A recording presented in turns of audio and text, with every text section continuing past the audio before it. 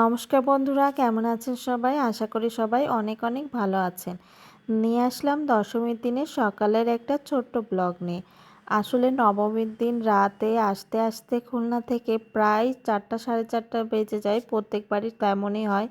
এদিকে সকালে মঙ্গলযাত্রা, ঢাকা যাত্রা থাকে, সেইখানে আমরা মন্দিরে যাই সবাই মিলে। কিন্তু আমার একটু লেট হয়ে গিয়েছিল। এসে সবার আগে শাশুড়ি মা, বোন আর ছোট দেবরও চলে এসেছিল। তা এসে দেখি অঞ্জলি শুরু হয়ে গিয়েছে। আমিও তাড়াহুড়ো করে চলে আসলাম। এই যে পুজো মানে অঞ্জলি ধরতে পেরেছিলাম আর কি।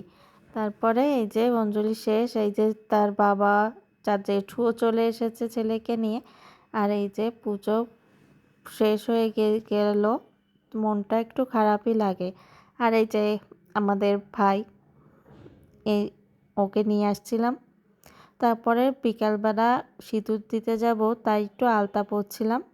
আর বিকালবেলার ভিডিওগুলো অবশ্যই দেখতে পাবেন। সামনে আসছে দশমীর ব্লগ, আশা করি ভালো লাগবে। আর পূজার ব্লগগুলো কেমন লাগলো অবশ্যই কিন্তু কমেন্টে জানাবেন। ভালো থাকুন, সুস্থ থাকুন।